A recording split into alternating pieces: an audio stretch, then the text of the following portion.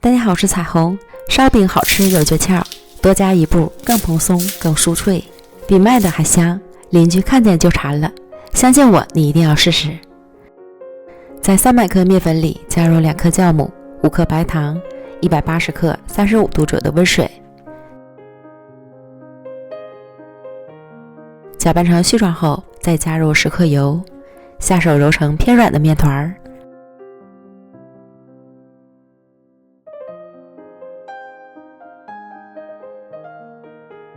盖好松至10分钟。利用这个时间简单浇个油酥，30克面粉浇入35克热油，搅拌均匀即可。然后取出面团放到案板上，揉至细腻光滑。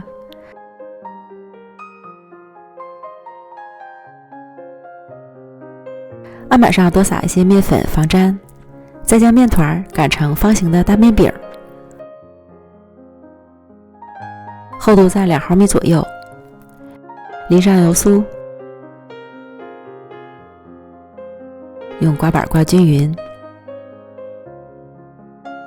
再从上至下卷起来，边抻边卷，尽量卷紧实。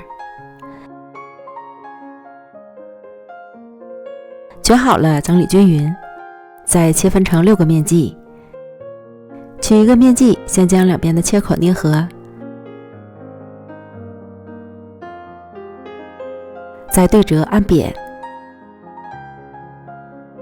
擀成中间厚边缘稍薄的饼皮儿，正反面擀，这样两面的薄厚会更加均匀。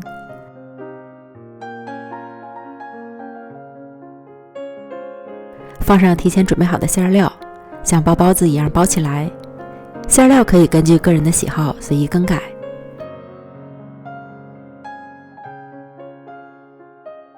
包好后再团团圆，然后取最先包好的生坯擀成小圆饼，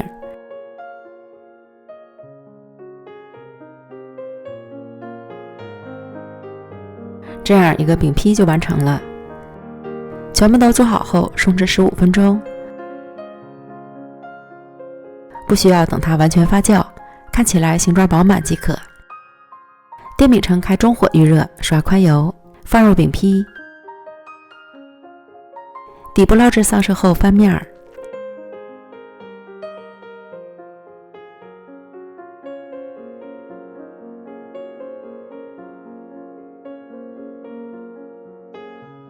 等另一面捞至上色，出锅，转移到烤盘里，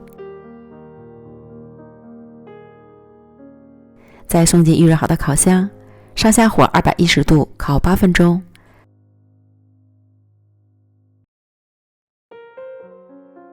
烤至小饼鼓起就熟透了。出炉后晾一会儿，不烫嘴了就可以开吃了。看到这样的烧饼，有没有勾起你的食欲？又酥脆又蓬松，轻轻一捏直掉渣，内里松软又香甜。做烧饼先捞后烤，口感上会更胜一筹。如果看馋了，就赶快做起来吧。感谢您的收看，咱们明天见，拜拜。